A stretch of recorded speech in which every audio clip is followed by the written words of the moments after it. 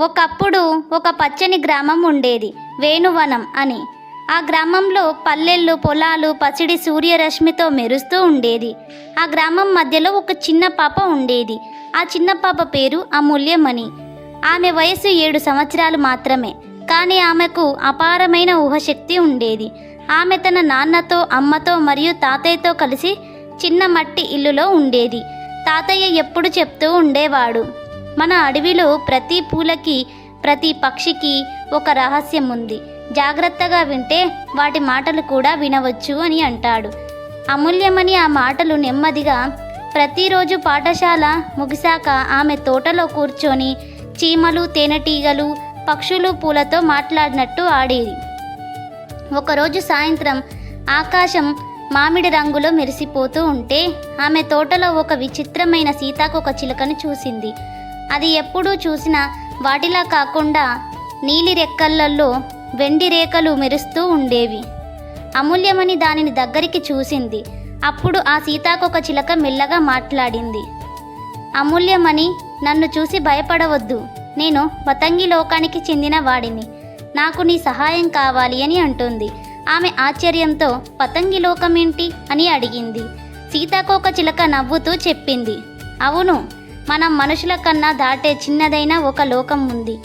పూలలోని రహస్య ద్వారాలు వెనక దాగి ఉంటుంది. అక్కడ పతంగులు, తేనెటీగలు, మచ్చలు మరియు పూల రక్షకులు ఉంటాయి.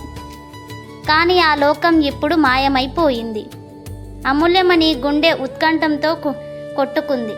ఎందుకిలా అని అడిగింది. ఎందుకంటే పుష్పాల రాణి మల్లికాదేవి తన మణి కోల్పోయింది. ఆ మణి లేకపోతే పూలు వాడిపోతాయి, పతంగులు బలహీనమైపోతాయి. మణిని తిరిగి తీసుకురావాలగలిగే మనుషులలో నవ్వు మాత్రమే అని అంటుంది. అమూల్యమణి ఒక్క క్షణం ఆలోచించింది. తాతయ్య ఎప్పుడు చెప్పినట్లు ధైర్యం ఉన్న వాళ్ళకే ప్రకృతి తన రహస్యాలను చెబుతుంది. ఆమె అంగీకరించి నేను వస్తాను అని అంటుంది. సీతాకోక చిలుక ఆమెను తీసుకొని వెళ్తుంది. పూల చుక్కల్లో నీ ముఖం కనిపించేంత వరకు దానిని చూడు, అప్పుడు ద్వారం తెరుచుకుంటుంది అని అంటుంది. అమూల్యమణి ఇలా చేస్తుంది. క్షణం తర్వాత ఆమె చుట్టూ ఉన్న ప్రపంచం బిగుతుగా కుదిపి సుడిగుండంలా తిరిగి ఒక్కసారిగా మళ్ళీ నిశ్శబ్దమైంది. ఆమె చుట్టూ చూసింది. అది ఒక అద్భుతమైన ప్రపంచం. పూలు ఇళ్ళలా పెద్దవిగా ఉన్నాయి. తేనెటీగలు కవలదారుల్లా తెలియబడతాయి మరియు పతంగులు ముత్యాల్లా వలె మెరుస్తూ ఉంటాయి. అది పతంగి లోకం. అక్కడ సీతాకోక చిలుకలు ఆమెను మల్లికాదేవి వద్దకు తీసుకెళ్ళి మల్లికాదేవి ఒక మామిడి పువ్వు మధ్యలో కూర్చొని ఆమె రెక్కల వెండి పొదళ్లలో మెరిసేవి.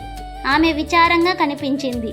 అమూల్యమణి ఆమె మృదువుగా అంది, నా మణి జీవనాధార దృష్టి 3 సాగాలుగా దొంగలించారు. అతడు అంధకార లోకంలో దానిని దాచాడు. మన పూల ప్రపంచం నశిస్తుంది. అమూల్యమణి అడిగింది. అతని లోకానికి వెళ్ళడానికి మార్గం ఏమిటి అని అడిగింది. నువ్వు 3 పరీక్షలు ఉత్కీర్ణంగా పొందాలి. ధైర్యం, కరుణ మరియు జ్ఞానం. వాటిని గెలిస్తే ద్వారం తెరుచుకుంటుంది అని అంటుంది.